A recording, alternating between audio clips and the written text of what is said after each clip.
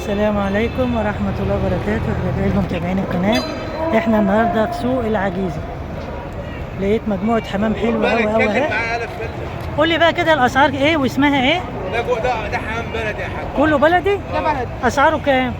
الجوز ب 100 جنيه. جوز ب 100. الجوز ب 100 جنيه، كله شغال. كله شغال.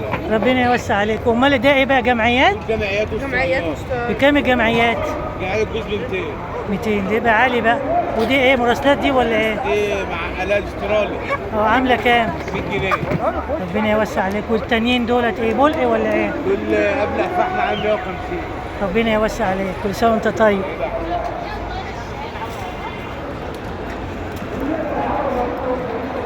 حبايب قلبي، احنا كده في سوق العجيزة. انا رحت سوق الحمام في الحكمة، لقيته يعني تقريبا مشطب، وانا جاية سوق العجيزي لقيت الناس معاهم حمام، واحد تاجر فصورنا معاه.